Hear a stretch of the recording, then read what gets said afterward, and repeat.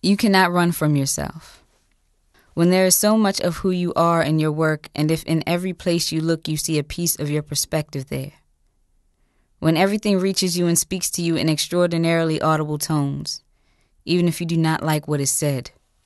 The connection is always present, even when you try not to be.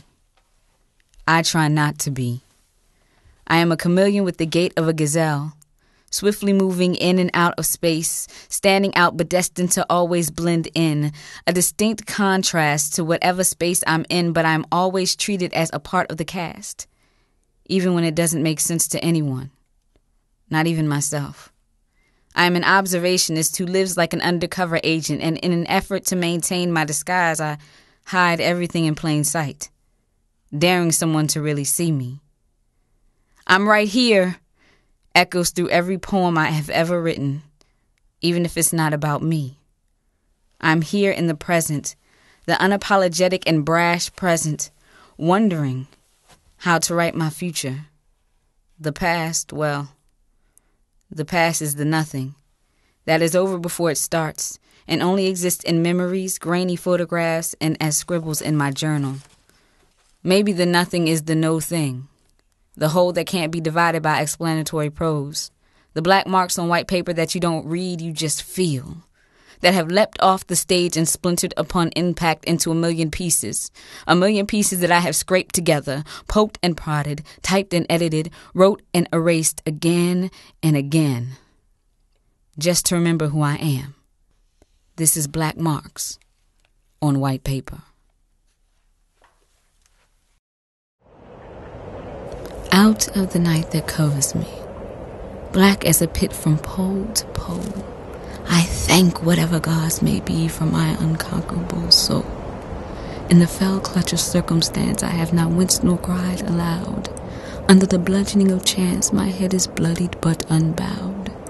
Beyond this place of wrath and tears looms but the horror of the shade, and yet the menace of these years finds and shall find me unafraid. It matters not how straight the gates, nor how charged with punishment the scroll. I am the master of my fate. I am the captain of my soul.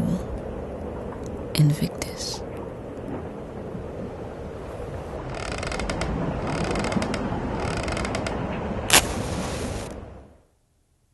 Those who are both religious and exist to be in relationships believe this.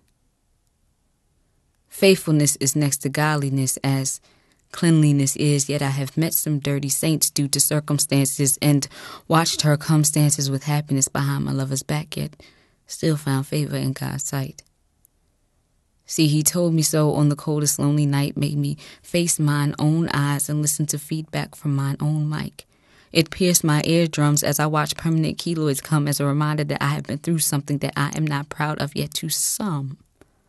Faithfulness is next to godliness.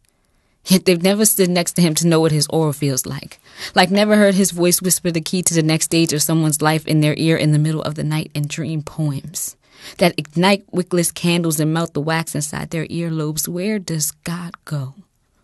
Faithful. When she tells me it ain't over.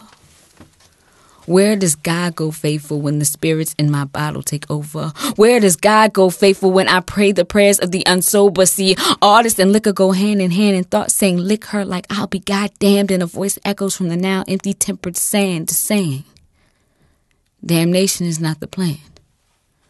But I need to understand that God stands there, experiencing my tipsy. He's right there with me. And everything that I'm doing, he endures consequently. So I ask him if he's having a good time. And he responds with Godspeed. Are you?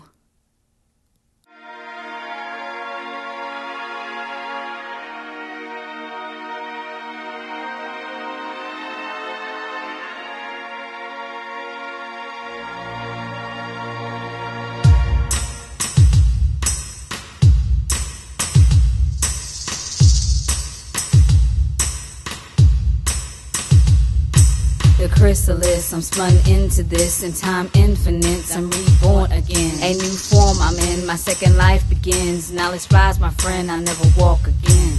I was born from a womb that should have been my tomb, but I was stillborn. Defying the fate of the stillborn, I rose warm with a heart worn from pumping with no oxygen.